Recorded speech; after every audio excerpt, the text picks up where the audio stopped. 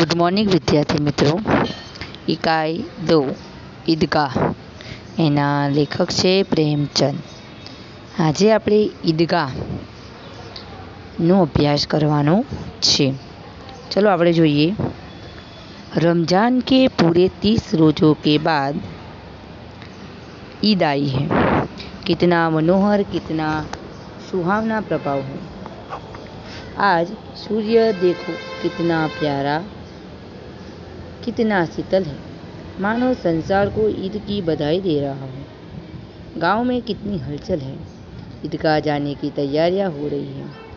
किसी ने कुर्ते में बटन नहीं है, पड़ोस के घर में सुई धागा लेने दौड़ा जा रहा है. એટલે અહીંયા રમઝાનની વાત કરવામાં આવી છે. રમઝાન 30 દિવસના ઉપવાસ પૂરા થયા પછી બધા ઈદ આવે છે અને ઈદ દાખલા તરીકે ઈદનો તહેવાર એ લોકો જાહો જલાલીથી ઉજવતા હોય છે અને એ દરગાહે જતા હોય છે. એટલે અહીંયા જાણે એમની ઉપર બરાબર એ બધાય પ્રેમથી બધી વસ્તુઓ લાવે છે, તૈયાર થાય છે, બરાબર. મેળો ભરાવાનો છે એટલે બધા બાળકો સાથે બધા ત્યાં જાય છે. હવે આપણે આગળ જોઈએ कि किसी के जूते कड़े हो गए हैं, उनमें तेल डालने के लिए तेली के पास जाता है. એટલે કોકના ચંપલ નવા હોય તો આપણને પગમાં છાલા પડે છે એટલા માટે બધા તેલિયા જોડે જઈને તેલ લાવે છે ને ચંપલમાં લગાવે છે. जल्दी जल्दी बेलों को सानी पानी दे दे. ईदगाह से लौटते लौटते दोपहर हो जाएगी. 3 कोस का पैदल रास्ता, किसी सैकड़ों आदमियों से मिलना बैठना, दोपहर के पहले लौटना असंभव है. लड़के सबसे ज़्यादा प्रसन्न है. बराबर અહીંયા ઈદનો મોસમ છે એટલે છોકરાઓ બહુ જ ખુશ છે એટલે ફટાફટ બધાનું કામ પતાવીને બધા તૈયાર થઈ જાય છે અને 3 કોસ ચાલીને એટલે કે 3 કિલોમીટર ચાલીને ત્યાં ઈદગાહ જવાનું છે અને આવતા આવતા બપોરિયું થઈ જશે. किसी ने एक रोज़ा रखा, वह भी दोपहर तक. किसी के ने वह भी नहीं, लेकिन ईदगाह जाने की खुशी उनके हिस्से की चीज़ है. बराबर. कोके आखा दिवसનો ઉપવાસ કર્યો, કોકે અડધો દિવસ, કોકે એ પણ નહીં, પણ બધા બાળકોને બધા વ્યક્તિઓને બહુ ખુશી છે એ લોકો. રોજે બડે બુઢો કે लिए, રોજે તો મોટા ઘેડા વ્યક્તિઓ એમની માટે હોય છે. इनके लिए तो ईद है. रोज़ ईद का नाम रटते हैं. आज वह आ गई जब जल्दी पड़ी है कि लोग ईदगाह क्यों नहीं चलते. બધા જલ્દી જલ્દી ઉતાવળ કરે છે કે ઈદ બરાબર દરગાહે જવા માટે બધા તૈયાર થઈ રહ્યા છે અને જવા માટે ઉતાવળ કરે છે. उनके अपनी जेबों में तो कुबेर का धन भरा हुआ है. बार बार जेब में से अपना खजाना निकाल कर गिनते हैं, खुश होकर फिर रख देते हैं. બરાબર. નાના બાળકો એમના પેરેન્ટ્સે એટલે એમના માતા પિતાએ પૈસા આપ્યા હોય તો ખીચામાંથી બહાર કાઢે, ગણે અને પાછા મૂકી દે. એવી રીતે महमूद गिनता 1, 2, 10, 12. उनके पास 12 पैसे हैं. मोहसिन के पास 1, 2, 8, 9, 15 पैसे हैं. इनकी अनगिनत पैसों में अनगिनत चीज़ें लाएंगे. જે મનમાં વિચારે છે બાળકો કે આનાથી અમે બહુ બધી વસ્તુઓ લાવીશું જેવી કે ખીલોના, મીઠાઈયા, ગીત ઓર જાણે ક્યાં કે બાળકો વિચારે છે કે આનાથી અમે રમકડા, મીઠાઈઓ, બોલ બરાબર બધી વસ્તુ અમે લાવીશું. और सबसे ज़्यादा प्रसन्न है हामिद. અહીંયા પાઠની અંદર એક હામિદ નામ જે છે નાનો છોકરો એની વાત કરવામાં આવી છે. गरीब सूरत दुबला पतला लड़का जिसके बाप गत वर्षे हेजे के भेंट हो गए. बराबर. हामिदના પિતા ગયા વર્ષે મૃત્યુ પામી ગયા અને થોડા સમય પછી એની મમ્મી પણ એની મૃત્યુ પામી જાય છે. फिर एक दिन बाद माँ भी मर गई. अब हामिद की माता बूढ़ी दादी अमीना बराबर उसकी गोद में और उतना ही प्रसन्न है. बराबर. એના માતા પિતા હામિદના મૃત્યુ પામ્યા છે એટલે અત્યારની દાદી એનું નામ છે અમીના એની જોડે રહે છે ને એ બહુ ખુશ છે. હામિદ કે પાँव में जूते नहीं. हामिदના પગમાં ચંપલ પણ નથી એટલે કે બૂટ પણ નથી. सिर पर एक पुरानी टोपी है जिसका गोटा काला पड़ गया है. फिर भी वह प्रसन्न है. બરાબર. એટલા બધા ગરીબ છે કે એની જોડે ચંપલ પણ નથી અને એક ટોપી છે જૂની એ પણ હવે ખરાબ થઈ ગઈ છે તેમ છતાં એ પહેરીને પણ ખુશ છે. અભાગી નમીના अपनी कोठरी में बैठी रही. એની કોઠરી એટલે કે એક એની ઝૂંપડી જેવું એનું ઘર છે, એની અંદર બેસીને એ રડી રહી છે. ઈદ આવી છે, આટલો મસ્ત તહેવાર છે, તેમ છતાં એ રડી રહી છે. આજ ઈદ કા દિન ઓર ઉસકે ઘર મેં દાના નહીં. આજે ઈદનો દિવસ છે, પણ આજે એના ઘરમાં અનાજ નથી. इस अंधकार को और निराशा में वह डूबी जा रही है. किसने बुलाया था कि ये इस निगोड़ी ईद को. ये बैठी बैठी ईद ने कोसी रही है कि कहीं आ ईद आ गई. अमीना का दिल कचोट रहा है.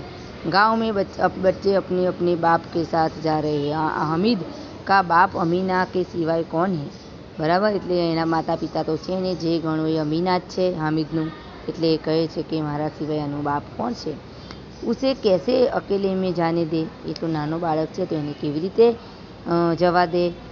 उस भीड़ भाड़ में बच्चा કે કંઈ, એટલે કે એવું કહે છે કે એટલી ભીડભાડવાળી જગ્યામાં કંઈક ખોવાઈ જશે તો નહીં. અમીના ઇસે યો ના જાને દેંગે. એટલે કે અમીના વિચારે છે કે હું મારા હામિદને આવી રીતે એકલો જવા નહીં દઉં, કારણ કે એ વૃદ્ધ છે, પોતે પણ ચાલી શકે તેમ નથી. નન્હી સી જાન इन कोस चलेगा कैसे. કે 3 કિલોમીટર જેટલું ચાલવાનું છે, તો એ ચાલશે કેવી રીતે. નાની મારી જાન છે તે. पैरों में छाले पड़ जाएंगे, जूते भी नहीं है. કે પગમાં છાલા પડી જશે. મનમાં વિચારે છે કે પગમાં છાલા પડી જશે અને જો ચંપલ પણ નથી, બૂટ પણ નથી, તો કેવી રીતે જશે. कुल 2 आने पैसे बचे रहे थे. 3 पैसे हामिद के जेब में, 5 अमीना के बटुए में. બરાબર, 5 પૈસા એની પાસે હતા, એમાંથી એણે 3 પૈસા હામિદને આપ્યા અને 2 પૈસા એના પાકીટમાં રાખે છે. यह तो बिसायत है और ईद का त्यौहार. अल्लाह ही मेरा बेड़ा पार लगा. ये કહે છે કે ભલે પૈસા નથી, પણ અલ્લાહ જ મારો બેડો પાર लगाશે. हामिद भीतर जाकर दादी से कहता है, तुम डरना नहीं अम्बा, मैं सबसे पहले आऊँगा. કે તું ડરીશ નહીં, કે બીસ નહીં, હું સૌથી પહેલાં બધાની પહેલાં ત્યાં પહોંચી જઈશ અને આવી જઈશ ઘરે. गाँव में मेला चला और बच्चों के साथ हामिद भी जा रहा है. कभी दौड़कर आगे निकल जाता, कभी किसी के पेड़ के नीचे खड़े होकर साथ वालों का इंतजार करता. हामिद पैरों में तो जैसे जान जैसे पर पैरों में तो जैसे पर लग गए हैं. वह कभी थक सकता था. બરાબર, એને થાક પણ નહોતો લાગતો અને એ શું કરતો, થોડું ચાલે અને થોડું વહેલો દોડીને ઝાડ નીચે ઊભો રહેતો અને એના દોસ્તોનું ધ્યાન રાખતો, જાણે કે એના પગમાં પાકો આવી ગયો હોય. એને એટલી બધી ઈચ્છા હોય છે દરગાહના દર્શન કરવાની. बड़ी बड़ी इमारतें आने लगी. यह अदालत है, यह कॉलेज है, यह कलाकार है. आगे चले हलवाइयों की दुकानें शुरू हो गई. आज खूब सजी हुई है. इतनी मिठाइयाँ कौन खाता है. देखो ना, एक एक दुकान पर मनो होगी. बराबर, એટલે હામિદ મનમાં વિચારે છે, મોટા મોટા કોલેજો આવે છે, કલાઘર આવે છે, જેમ જેમ ચાલતા જાય છે એમને હવે ઈદની જે દરગાહની આગળ બધી સજાવટ થઈ હતી એ બધી દેખાવા લાગે છે. અને જોરથી મીઠાઈની દુકાન આવે છે, તો મનમાં વિચારે કે આટલી બધી મિઠાઈઓ કોણ ખાય છે. सहसा ईदगाह नजर आई. इमली के घने वृक्ष छाया है, नीचे पक्का फर्श है, उस पर जाजिम बिछ हुई है. रोजेदारों की पंक्तियाँ एक के पीछे एक ना जाने कहाँ तक चली गई. कहाँ कोई धन और पद नहीं देखता. इन ग्रामीणों के भी वजू किया और पिछला पंक्ति में खड़े हो गए. कितना सुंदर संचालन है, कितना सुंदर व्यवस्था. हजारों सिर एक साथ सिरदे हैं, में झुक जाते हैं, फिर सब एक साथ खड़े हो जाते हैं. मानो भ्रातृत्व का एक सूत्र समर्थ आत्माओं को एक कड़ी में पिरोए हुए हैं. એટલે હામિદ જોવે છે કે લાઈન બંધ, બધા નીચે બેઠેલા છે અને એક સાથે બધા અવાજ કર્યા વગર નમાજ પઢી રહ્યા છે. જાણે ભાઈઓ વચ્ચે બેઠા હોય એવી રીતે લાગે, એક માળાના મણકા હોય એવી રીતે બધા સરસ નીચે બેઠા છે. नमाज खत्म हो गई. लोग आपस में गले मिल रहे थे. अब मिठाइयाँ और खिलौनों की दुकान पर धावा होता है.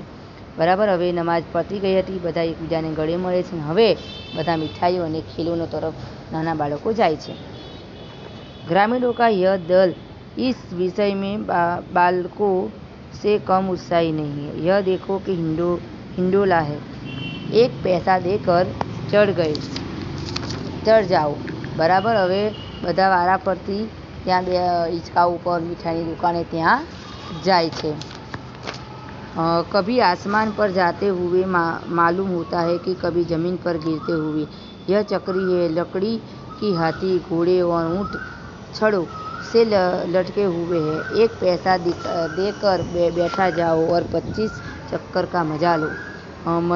महमूद, मोहसिन, नूरे, सम्मी इन घोड़ों पर बैठते हैं। हामिद दूर खड़ा है, 3 पैसे तो उसके पास है। उसने कोस का एक तिहरा जा 7 चक्कर जा खाने के लिए नहीं दे सकता। મનમાં વિચારે છે હામિદ. એના બધા જ ભાઈબંધો ચકડોળમાં બેસે છે, પણ એ બેસતો નથી અને કહે છે કે ચક્કર લગાવવા માટે ખોટા પૈસા એમાં બગાડાય नहीं। सब चरखियों से उतरते हैं, खिलौने लेंगे। इधर दुकान की कतार लगी हुई है, तरह तरह के खिलौने, सिपाही, गुजरिया, राजा और वकील, भिस्ती और धोबन, अलग अलग प्रकारना रमकड़ाओं जे छे बधा बाळको ले छे। वाह लगता है कि अब बोलता है मसूद। सिपाही लेता है, खाकी वर्दी और लाल पगड़ी वाले, कंधे पर बंदूक रखे हुए मालूम होता है अभी कवायद किए चला जा रहा है। मौसिम को भिस्ती पसंद आया, कमर झुकी हुई और मशक रखे हुए, मशक का मुंह एक हाथ में पकड़े हुए है। कितना प्रसन्न है। शायर कोई गीत गा रहा है, बस मजक के पानी उड़ेलना ही चाहता है। બધા अलग अलग પ્રકારના રમકડાઓ લે છે, બરાબર। एक वकील ले छे, एक सिपाही ले छे, एक भिस्ती ले छे। नूरे को वकील से प्रेम है। काला चौगा नीचे सफ़ेद अचकल के सामने ही जेब में कड़ी सुनहरी जिंजरी, एक हाथ में कानून का पौधा लिए हुए मालूम होता है अभी किसी अदालत में जिहर या बहस किए चले आ रहे हैं। ये सब 2-2 पैसे के खिलौने हैं। हामिद के पास कुल 3 पैसे हैं। इतने महंगे खिलौने कैसे ले? खिलौना कहीं हाथ से छूट पड़े तो चूर चूर हो जाएगा, जरा पानी पर तो सारा रंग धुल जाएगा। ऐसे खिलौने किसी काम के, इन्हें लेकर वह क्या करेगा? એટલે કે એ વિચારે છે, બધા એના ભાઈબંધો લે છે પણ એની પાસે 3 પૈસા જ હોય છે, એટલે વિચારે છે કદાચ આ હાથમાંથી પડી જાય તો એ નકામો, એટલે કે ચૂર ચૂર થઈ જાય છે।